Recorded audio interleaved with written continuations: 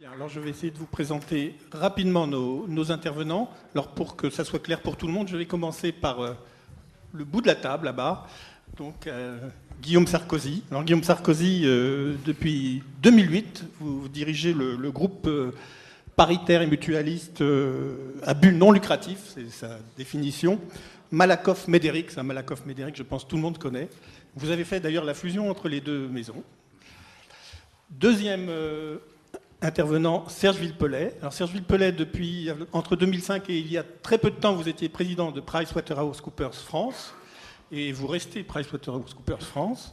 Donc vous avez fait toute votre carrière dans l'audit, dans le conseil, carrière internationale.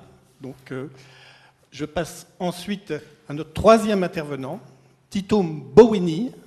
Alors Tito MBoweni est actuellement le président du groupe minier d'Afrique du Sud Anglo-Gold. Mais avant ça, M. MBoweni avait eu une carrière dans la finance. Enfin, il avait été le gouverneur de la Banque centrale d'Afrique du Sud. Jean-Dominique Sénard. Jean-Dominique Sénard, c'est donc le président et président aujourd'hui de Michelin. Vous avez rejoint Michelin, je crois, en 2005, mais vous avez une grande expérience industrielle, puisque vous êtes passé auparavant par Total, Saint-Gobain, Péchinet, donc tous les fleurons de l'industrie française. À côté de vous, Monsieur Jin Roy Ryu, qui est le président, chairman de Pongsong Group. Pongsong Group, c'est un grand groupe coréen qui a deux activités, une activité dans les métaux et une activité dans la défense. Dans ces deux activités, il est le numéro 1 coréen. À côté de M. Ryu, nous avons M. Blanchard-Dignac. Alors, M. Christophe Blanchard-Dignac, vous êtes président de la Française des Jeux depuis 2000. Et auparavant, vous avez été directeur du budget. À côté de M. Blanchard-Dignac, M. Jean-Paul Bailly. Alors, M. Jean-Paul Bailly a fait toute une carrière dans le service public. D'abord à la RATP, où vous avez mis en place la fameuse alarme sociale. Et puis ensuite, la carrière à la Poste que vous connaissez, avec un groupe qui est en pleine mutation, mais on aura l'occasion d'en reparler. Et notre dernier intervenant, M. Martel, Jean-Pierre Martel. Alors vous êtes fondateur d'un cabinet qui, comme tous les cabinets juridiques, porte votre nom, Rambaud Martel. Vous avez fusionné avec un autre cabinet américain, Auric et plein d'autres noms dont je ne me souviens plus. Donc vous êtes devenu Auric Rambaud Martel. Ça serait intéressant d'avoir votre vision, vous qui accompagnez les fusions-acquisitions, du rôle de la RSE dans ce genre d'opération. Voilà, donc vous connaissez maintenant tous nos intervenants, et nous allons passer à un exposé introductif de M. MBoweni. Monsieur, could you, Mr. MBoweni? Ah, it's yes. Yeah, okay. I'm trying to. Is it working? Oh, thank you very much indeed. It's a great pleasure to be here. I wanted to introduce my remarks by saying that companies have for many years ignored their broader social responsibility.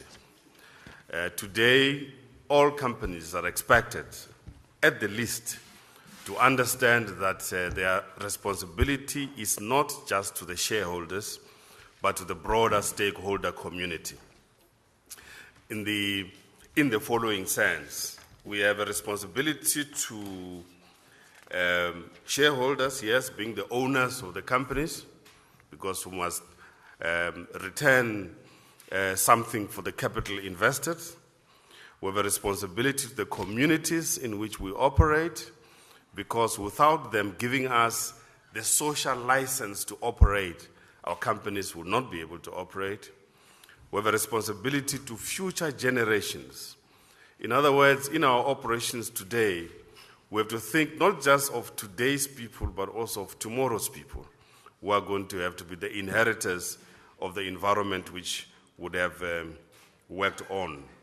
We have a responsibility to the governments and countries. We have to pay tax. We have to obey all the rules and regulations of the particular countries in which we operate.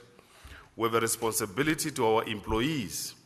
And in the mining industry, it means, amongst others, safety of workers.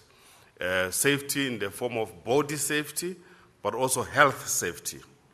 And finally, we have a responsibility, of course, to management to ensure that they continue to manage the company in the interest of all the stakeholders that I mentioned. But life has gone on a little bit these days, and we find ourselves having to abide, amongst other things, by the UN guiding principles on business and human rights, to make sure that every business decision that we make is also guided by the basic principles of human rights. The days are gone past when companies ignored the basic human rights of employees. You might ask the question, if companies today have to perform all these functions, have they become development agencies or business organizations? And in our case, for example, in the eastern part of the Congo, we are basically a development agency. There's no government activity there of any sort. We build the schools, we build the roads, we build the clinics. We even built a Catholic cathedral because there's nobody else to build that cathedral. In Ghana, we are the major anti-malaria agency. We are the ones killing the mosquitoes because the government is not doing that. And we can't wait for the government because our employees will suffer from malaria and therefore their productivity will go down and will make no profits. So it's also in our interest that we kill malaria. In South Africa, we are involved in large education projects because there's been a lot of failure on the part of the previous governments about education. In Australia, we also look after the environment because we operate in an area which is environmentally highly sensitive. So I say all of this because today's company really has to operate beyond the shareholder into the broader community. But unfortunately, if you do not operate profitably, you're going to have to close the business, and that is also socially irresponsible. Thank you very much. Thank you very much.